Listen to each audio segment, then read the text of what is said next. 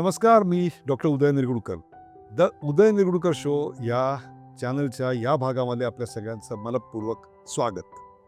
प्रेक्षको, दररोज तुम्हाला अनेक चॅनल्स निष्फळ राजकीय चर्चा तुमच्यासमोर मांडतात, ज्याच्यातून तुम्हाला काहीही मिळत नाही, अगदी मनोरंजन सुद्धा होत नाही. अशा प्रकारच्या शेकडो निरुपयोगी गोष्टी तुमच्यावर आदळत असतात.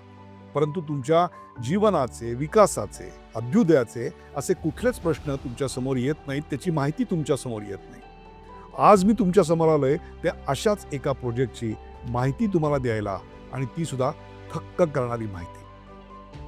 पाणी आणि ऊर्जा हे दोन असे विषय आहेत की ज्याच्यावर आजचं आणि उद्याचं युद्ध खेळलं जाणार आहे. आणि ही युद्ध राज्यामध्ये जशी आहेत, जे आपण नर्मदेच्या बाबतीत पाहिलं, कावेरीच्या बाबतीत पाहिलं, तशीच युद्ध ही देशांमध्ये आहेत. पहलगाम झाल्यानंतर आपण इंडस वॉटर ट्रीटी रद्द केली, हे देखील आपण पाहिले. त्यावरून याची आपल्याला कल्पना आली असेल. एक चित्रपट होता, त्या चित्रपटाचं नाव आहे द रेफ्युजी. त्या रेफ्युजीमध्ये जावेद अख्तर यांचं गाणं आहे, पंछी नदिया पवन के झोंके कोई सरहद ना इन्हें रोके. अशीच एक नदी चीनमधून आपल्याकडे येते, आणि त्या नदीला आपल्याकडे आल्यानंतर नाव आहे ब्रह्मपुत्रा. ही जी ब्रह्मपुत्रा आहे त्याला 52 अत्यंत महाकाय अशा स्वरूपाच्या उपनद्या आहेत. म्हणजे खरं तर त्या उपनद्या आणि त्यांच्या उपनद्या आणि त्या उपनद्यांच्या उपनद्यांच्या उपनद्या याच्यामुळे संपूर्ण पूर्वांचलाचा भाग हा विलक्षण समृद्ध आणि हिरवागार झालाय. यातलीच एक नदी आहे, ती म्हणजे सुबानसई. जिओ पॉलिटिकल अँगल म्हणजेच भू राजकीय कारणांसाठी, भू सांस्कृतिक कारणांसाठी आणि भू विकासाच्या कारणासाठी ही अत्यंत महत्वाची नदी आहे. या नदीवर एक प्रकल्प आकारात येत होता, ज्याची माहिती देण्याकरता आज मी इथे तुमच्या समोर उभा आहे. आणि अशा करता की या प्रकल्पाचा संचालक म्हणून गेले 5 वर्ष मी काम करतोय. मग आज मी याविषयी का बोलतोय, तर ऑक्टोबरच्या शेवटच्या आठवड्यामध्ये या प्रकल्पाचं वेट कमिशनिंग झालं.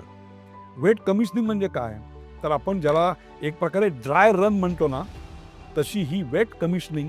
याचं कारण इथे पाण्याचा संबंध आहे. नदीतून येणारं पाणी त्याच्या टनेलमधून ते आलं आणि त्यातनं टर्बाईन फिरायला लागलं. तो अत्यंत महत्त्वाचा, क्रांतिकारी असा क्षण होता. या सगळ्या क्षणाचे आम्ही साथीदार होतो. याचं कारण गेले 20 वर्ष हा प्रकल्प रखडलेला होता. 2004 मध्ये या सगळ्याला मूर्त स्वरूप आलं. त्याच्या आधी 20 वर्ष याविषयी फक्त चर्चा चालू होती. 2006 मध्ये याच्या प्रत्यक्ष कामाला सुरुवात झाली, आणि नंतर 4-5 हजार कोटीचा हा प्रकल्प तब्बल 18,000 कोटी खर्च करून थांबला. आणि तो थांबला, तो असंख्य अशा प्रकारची, काय म्हणू आपण ज्याला, प्रशासकीय दिरंगाई, राजकीय इच्छाशक्तीचा अभाव, या सगळ्याला त्या नदीत विसर्जित करून, या सगळ्यावर मात करत 2019 साली मोदी व्हर्जन 2 याच्यामध्ये जे काही पहिले निर्णय झाले, त्यातला एक निर्णय होता या प्रकल्पाच्या पुनरुज्जीवनाचा. आणि हा प्रकल्प आता नुसता आकाराला येत नाहीये, तर तो काही दिवसात कार्यान्वित देखील होईल. एकूण 8 टर्बाईन आहेत, त्याच्यापैकी 4 टर्बाईन तयार आहेत. एका टर्बाईनचं टेस्टिंग एक इनॉग्रेशन स्टेप म्हणून करण्यात आलं. उरलेल्या 3 स्टेपचं इनॉग्रेशन एक प्रकारे पुढच्या 15 ते 20 दिवसात पूर्ण होईल, आणि जानेवारी-फेब्रुवारीपर्यंत संपूर्ण प्रकल्प कार्यान्वित झाला असेल. या प्रकल्पाचं भूराजकीय महत्त्व, या प्रकल्पाचं भूसांस्कृतिक महत्त्व आणि या प्रकल्पाचं भू आर्थिक महत्त्व, याच्याकरताच मी तुमच्याकडे येतोय. याचं कारण यातून निर्माण होणारी 2000 मेगावॅटपैकी तब्बल 600 ते 700 मेगावॅट वीज ही तुमच्या आमच्या महाराष्ट्राला मिळणार आहे. त्याच्यातून इथं उद्योग उभे राहणार आहेत, त्याच्यातून इथे रोजगार निर्माण होणार आहेत. ज्या इलेक्ट्रिक व्हेकल आपण खरेदी करतोय, त्याची EV स्टेशन्स याच्यातनं उभी राहणार आहे. आजचा आणि उद्याचा महाराष्ट्र हा समृद्ध होण्याकरता म्हणून या प्रकल्पाची नितांत आवश्यकता आहे. याचं कारण दरडोई उत्पन्ना इतकाच दरडोई विजेचा वापर तुमच्या देशात किती आहे याच्यावर तुमच्या समृद्धतेचे, विकासाचे तुमचं स्थान ठरलं जातं. आपण जेमतेम 1100 युनिट एवढाच दरडोई वापर करतो, तर अमेरिकेत हा आकडा 12,000 युनिटच्या वर आहे. आणि तोच आकडा चीनमध्ये 4,500-5,000 युनिटच्या आसपास आहे. मग ही जर दरी आपल्याला भरून काढायची असेल तर वीज निर्मितीचे प्रकल्प आपल्याला उभे करावे लागतील. आणि त्यातलाच सुबानसरी हा अत्यंत महत्त्वाचा प्रकल्प. याच प्रकल्पाअंतर्गत अनंत अडचणींना तोंड देत भारताने एक प्रकारचा तांत्रिक आविष्काराचा इतिहास लिहिला. त्याचीच ही गोष्ट सुबानसरी.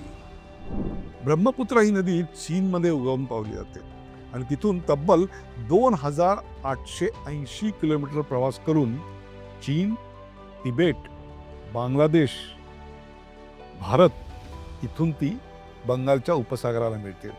615 क्युसेक्स इतका जबरदस्त पाण्याचा प्रवाह आणि त्याच्या अनेक उपनद्या, यावर आधारलेली लोकगीतं, लोकसंस्कृती, लोककथा, त्या प्रत्येक गावात होणारी त्या नदीची पूजा, याच्यातून त्या नदीला एका देवतेचं स्वरूप प्राप्त झालंय.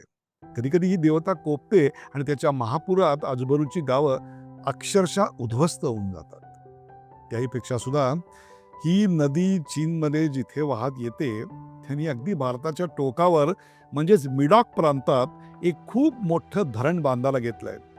आणि त्या धरणाची महाकायता किती असेल तर तब्बल 60,000 60,000 मेगावॅट. हा प्रकल्प जेव्हा पूर्णपणे कार्यान्वित होईल तेव्हा अरुणाचलचे मुख्यमंत्री पेमा खांडू यांनी जे वर्णन केलं ना ते अगदी योग्य आहे. आणि ते म्हणजे हा एक वॉटर बॉम्ब आहे.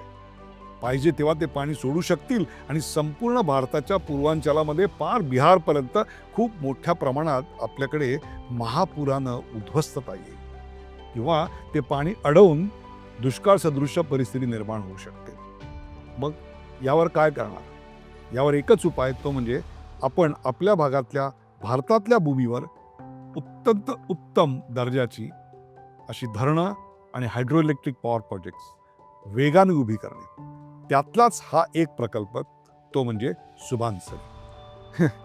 काय गंमत आहे बघा, याच्या वेट कमिशनिंगची बातमी भारतात कुठेही आली नाही. अपवाद फक्त एकाचा, आणि ते देखील फारसे मोदी सरकारचे प्रशंसक नाहीत, पण त्यांनी मात्र याची दखल घेतली. त्यांचं नाव शेखर गुप्ता. त्यांच्या द प्रिंटनी यावर जवळपास 20-25 मिनिटाचा एक विशेष कार्यक्रम केला आणि या प्रकल्पाचं महत्त्व, त्याचं भूराजकीय महत्त्व, भू आर्थिक महत्त्व संपूर्ण जगासमोर मांडलं.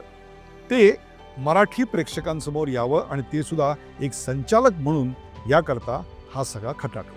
आपली ऊर्जेची जी गरज आहे ती दिवसेंदिवस वाढत जाणार आहे. पाण्याची मागणी दिवसेंदिवस वाढत जाणार आहे. याचं कारण मनुष्य वस्ती वाढते आणि विजेचा वापरही वाढतोय.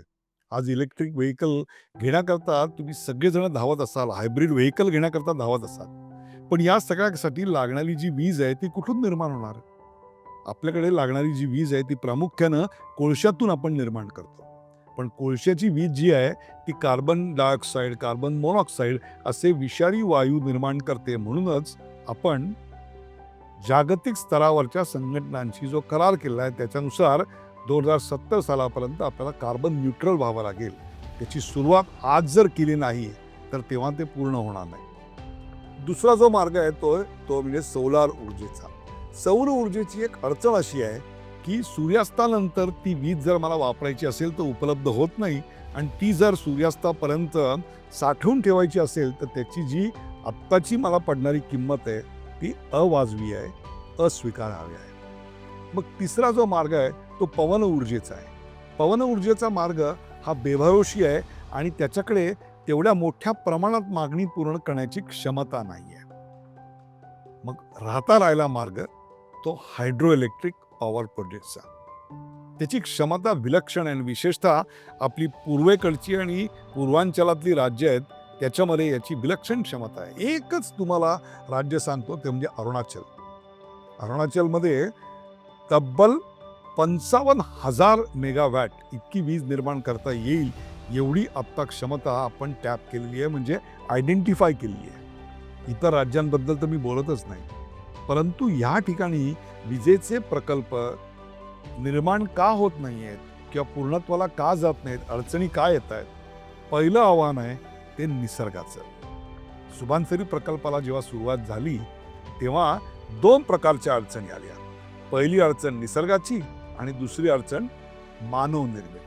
मानवनिर्मित म्हणजे हे प्रकल्प होऊ नयेत याच्याकरता या देशाबाहेरच्या आणि त्या देशाबाहेरच्या देशविरोधी शक्तींना मदत करणारे आपल्या देशातलेच या देशाचे देशद्रोही यांची अभद्र युती. या दोघांनी मिळून पर्यावरणवाल्यांना हाताशी धरलं, स्थानिकांना हाताशी धरलं आणि हे प्रकल्प दिरंगाईत लाल फितीत कसे अडकतील, कज्जे दलालीत कसे अडकतील याकरता प्रयत्न सुरू केले आणि स्थानिकांमध्ये आसाम विरुद्ध अरुणाचल असा अस्तित्वात नसलेला वाद पेटवायला सुरुवात केली. त्याचा परिणाम काय झाला? सुभानसरी प्रकल्प प्रथम अडकला तो या लाल फितीमध्ये, नंतर तो अडकला स्थानिक रोषामध्ये, नंतर त्यानंतर जो अडकला तो नैसर्गिक आपत्तीमध्ये.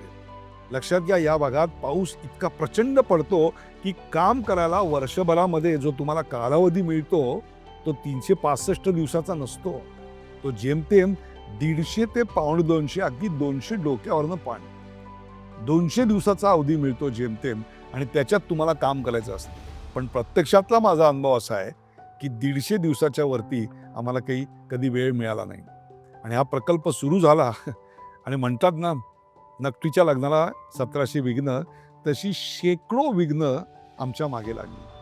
त्यातलं पहिलं विघ्न होतं ते म्हणजे तिथे जे आम्हाला प्रचंड महाकाय असे बोगदे खाणायचे होते त्या बोगद्यांची. त्या बोगद्यांमध्ये इतक्या मोठ्या प्रमाणात लँडस्लाईड व्हायला लागली की काम करणं मुश्किल होऊन गेलं. हे बोगदे खणताना काय अडचणी येत नाहीत, फक्त लँडस्लाईड होते ज्याची दृश्य थरारक आहेत. आजपर्यंत हे तुम्ही काला पत्थर किंवा अक्षय कुमार असलेला चित्रपट होता अशाच अडकलेल्या कामगारांवरचा टनेलमधल्या, त्याच्यामध्ये तुम्ही पाहिली असतील. पण ही मी स्वतः काही फुटांवरून पाहिली दृश्य आहेत, थरकाप आणणारी.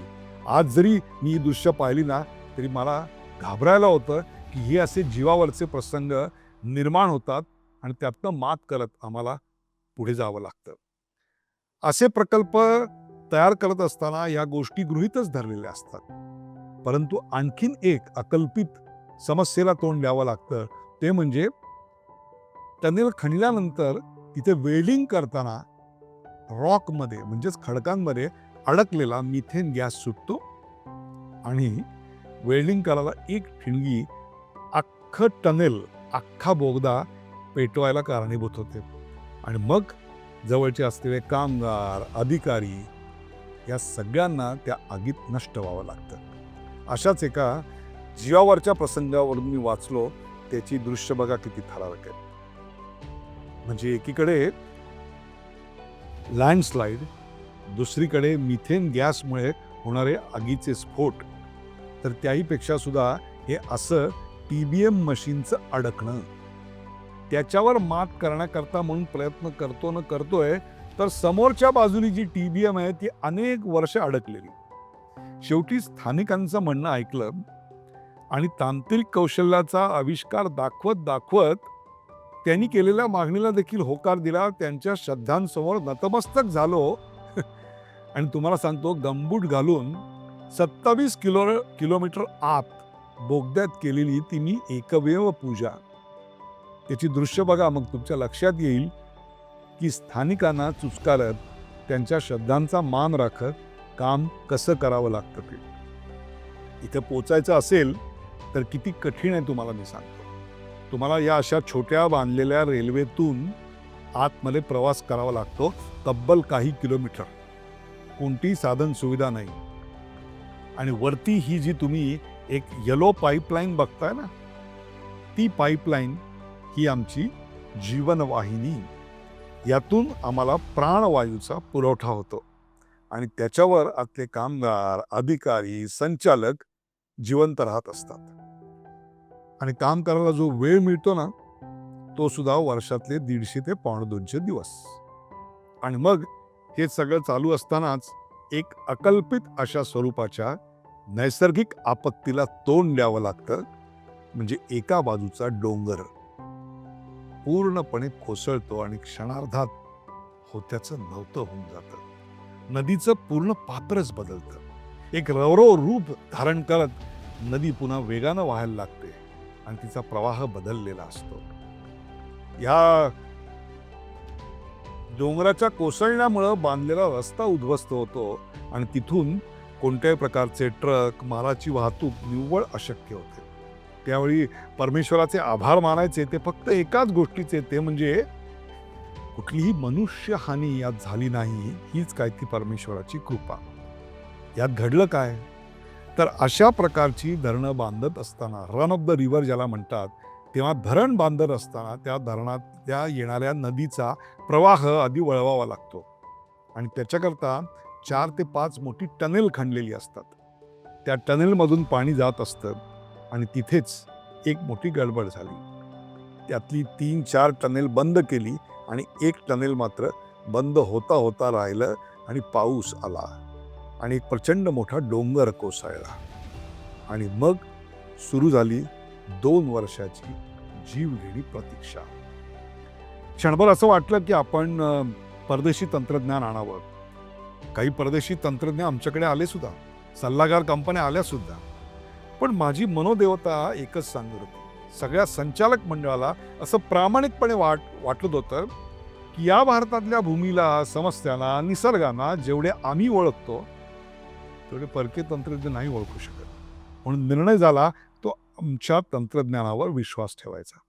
मग आमचे इंजिनियर या समस्येवर अक्षरशः 12 महिने 24 तास तुटून पडले आणि बघता बघता हळूहळू त्याच्यावर मात करत गेलो आणि एकदाच तो जो डायव्हर्शन टनेल होता तो बुजवण्यात आम्हाला यश आलं. त्याच्यानंतर आणखीन एक प्रॉब्लेम आला, तो म्हणजे हायड्रोइलेक्ट्रिक गेट्स जी बसवत होतो ते गेट अडकून पडलं आणि पाण्याचा प्रवाह वाढत गेला.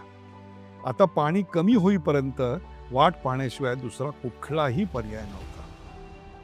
तेही मात केलं. त्याच्यानंतर आणखीन एक समस्या आणि ते म्हणजे पॉवर हाऊसमध्ये पाणी शिरण्याची. आता हे जे पॉवर हाऊसमध्ये फ्लडिंग झालं होतं, पाणी झालं होतं, ते काढून टाकणं, जी मशिनरी खराब झाली आहे ती दुरुस्त करणं, जी कम्प्लिटली नादुरुस्त आहे ती बदलून टाकणं आणि इतक्या दूरस्थ भागामध्ये हे सगळं पुन्हा पोचवणं, हे सगळं काम करण्यात 4.5 ते 5 वर्षाचा कालावधी अक्षरशः कापरासारखा उडून गेला. 3 ते 3.5 हजार कामगार, दिवस रात्र काम करणारे आमचे अधिकारी, या सगळ्यांच्या घामाचं प्रतीक म्हणून वेट कमिशनिंगचा ऑक्टोबर महिन्यातला शेवटच्या आठवड्यातला एक दिवस जेव्हा आला ना, तेव्हा प्रत्येकाला स्वतःच्या वाढदिवसा इतका सेलिब्रेशनचा आनंद करावा असं वाटला. याचं कारण जे अशक्य वाटत होतं ते अशक्य या सर्व मंडळींनी, भारताने करून दाखवलं होतं. हे भारत करू शकणार नाही अशी ठाम खात्री असणाऱ्या समस्त विकसित जगाला भारताने दाखवून दिलं होतं, even we can do it. Yes, we can do it. आणि तो क्षण आला. टर्बाईन फिरण्याकरता म्हणून बोगद्यातून पाणी आलं आणि टर्बाईन फिरायला लागली. आता फक्त कनेक्टिव्हिटी केली की वीज निर्मिती होणार याची खात्री पटली. पहिलं टर्बाईन सुरू झाली आणि खऱ्या अर्थाने सुबानसरीचा श्री गणेशा झाला असं म्हणायला हरकत नाही. अशाच प्रकारची धरणं भारत या सुबानसरीवर उभं करते. लोअर सुबानसरी हे जे धरण मी आता तुम्हाला सांगितलं त्यात 2200 मेगावॅट. याच्या आधी मिडल सुबानसरी, अप्पर सुबानसरी आणि त्याच्यानंतर कमला हे अत्यंत मोठं 11,000 मेगावॅटचं धरण, ज्याचा सर्वे आता सुरू आहे. प्रेक्षको, याच भागात आणखीन एक धरण उभं राहते. त्या धरणाचं आत्ता काम विलक्षण वेगानं प्रगतीपथावर आहे आणि ते धरण भारताच्या इतिहासातलं एक प्रकारे गेम चेंजर असणार आहे आणि ते म्हणजे दिबांग. या धरणाची सर्वेच्या वेळची ही व्यंगम दृश्य तुम्ही बघा. तुमच्या लक्षात येईल की इथे धरण बांधणं किती कष्टाचं, जोखमीचं, अवघड काम असणार आहे. तांत्रिक करामतीचा सर्वोच्च आविष्कार आम्हाला दाखवायला लागेल तरच हे धरण पूर्ण होईल आणि त्याच्या पूर्णत्वाची तारीख जी आत्ता आम्हाला वाटते आहे ती आहे 2032 आणि तब्बल 3000 मेगावॅट वीज यातून निर्माण होईल. या धरणाची उंची किती आहे माहिती आहे? दिबांग या धरणाची उंची 4 कुतुब मिनार एकमेकावर ठेवले ना तर जेवढी येईल ना तेवढी. आणि याला सिमेंट किती लागणार आहे माहिती आहे? अख्ख्या पृथ्वीला त्याच्या कमरेवर एक कंबरपट्टा बांधायचा म्हटला ना, एक फुटपाथ बांधायचा म्हटला ना, तर जेवढं सिमेंट लागेल ना तेवढं सिमेंट या एका प्रकल्पाला लागणार आहे. आणि सिमेंटची फॅक्टरी 600 किलोमीटर दूर आहे आणि जवळचं रेल्वे स्टेशन जवळपास 160-165 किलोमीटर दूर. 20 लाख टन इतकं स्टील लागणार आहे. म्हणजे याची मटेरियल मुवमेंट करणारे अरुंद रस्ते आणि हे सगळं करायची जी विंडो उपलब्ध आहे वर्षभरामध्ये ती जेमतेम 4 ते 5 महिन्याची. लक्षात घ्या हे किती अवघड काम आहे. आत्तापर्यंत अशी कामं पूर्ण करण्यावर अधिकार कोणाचा होता? तर तो फक्त अमेरिका, चीन, जपान, इंग्लंड, फ्रान्स, जर्मनी या विकसित राष्ट्रांचा. पण आता हे पूर्ण करायची क्षमता सिद्ध केली भारताने. म्हणून सुबानसरी या प्रकल्पाला अत्यंत महत्त्व आहे. खऱ्या अर्थाने सुबानसरी हा भारताच्या विकसित असण्याचा मुकुटमणी आहे असंच म्हणावं लागेल. रोजच्या शिळ्या राजकीय बातम्या आपण पाहत असाल, पण ज्याच्यातून तुमचं आजचं आणि उद्याचं भविष्य घडणार आहे अशा प्रकल्पांची माहिती करून घेणं, त्यापासून प्रेरणा मिळणं, त्याविषयी बोलणं हीच खरी राष्ट्रसेवा, हेच खरं राष्ट्रप्रेम. धन्यवाद. चॅनलचा हा भाग आपल्याला कसा वाटला हे आम्हाला जरूर सांगा. चॅनलला सबस्क्राईब करा, फॉलो करा, इतरांशी बोला आणि काही वेगळ्या गोष्टी तुमच्यापर्यंत पोहोचवण्यात आम्हाला सहकार्य करा.